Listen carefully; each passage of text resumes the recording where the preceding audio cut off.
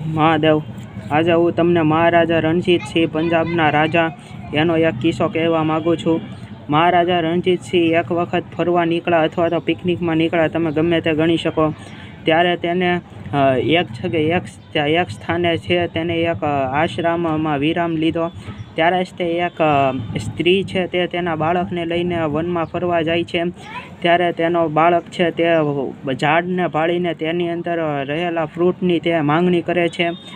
ત્યારે તેની માં તેને કહે છે કે અત્યારે તો નહીં, પણ પછી બહુ વેન કરે છે। ત્યારે તેની માએ એક પથ્થર લીધો અને ઝાડને માર્યો, પણ એ ઝાડને અડતા જ તે ફળ તો હેઠે પડી ગયો, પણ જે ઓલો પથ્થર હતો તે મહારાજા રણજીતસિંહ જ્યાં બેઠા હતા ત્યાં તેને વાગ્યો।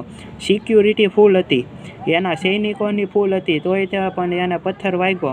એટલે મહારાજા ગુસ્સે થયા એટલે તેમણે તેના સેનાપતિને કહ્યું કે આ પથ્થર ક્યાંથી આવ્યો છે તેની તમે ખોજ કરો અને તે અપરાધીને લેતા આવો।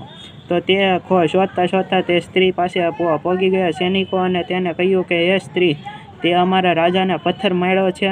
ત્યારે સ્ત્રીએ કહ્યું કે મેં જાણી જોઈને કાંઈ કર્યું નથી, પરંતુ સૈનિકોએ કીધું કે તે દંડ કર્યો છે એટલે તને હવે સજા તો મળશે જ તે।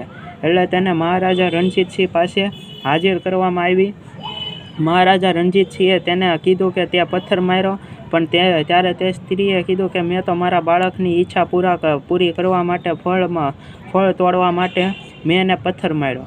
ત્યારે રાજાએ તેને સજાના રૂપે તેને કીધું કે તારી પાસે શું છે, ખેતીવાડી છે કે નહીં? તો ત્યારે તે સ્ત્રીએ તેને ના પાડ્યું, એટલે મહારાજા રણજીતસિંહે તેને 2 એકર જમીન છે તે તેને દાનમાં દઈ દીધી।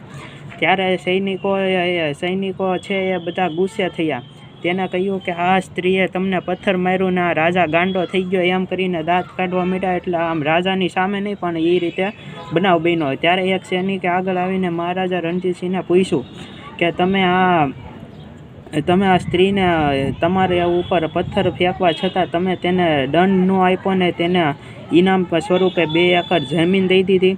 ત્યારે મહારાજા રણજીતસિંહે બહુ જ સરસ જવાબ આપ્યો કે તેને કહ્યું કે જો તે એક નિર્જન વૃક્ષને જો તે પથ્થર મારે અને તેને ફળ આપતું હોય તો હું તો પંજાબનો મોટામાં મોટો રાજા છું, મહારાજા રણજીતસિંહ કહેવાય, અને એને જો આ પથ્થરના બદલામાં તેને સજા કરું અને 2 એકર જમીનમાં તો મેં એને શું દઈ દીધું, એ ન દઉં તો હું રાજા ન કહેવાઉં। તે રીતે મહારાજા રણજીતસિંહનો એક આખો મસ્તીનો પ્રસંગ મેં તમારી સમક્ષ કીધો। મહાદેવ।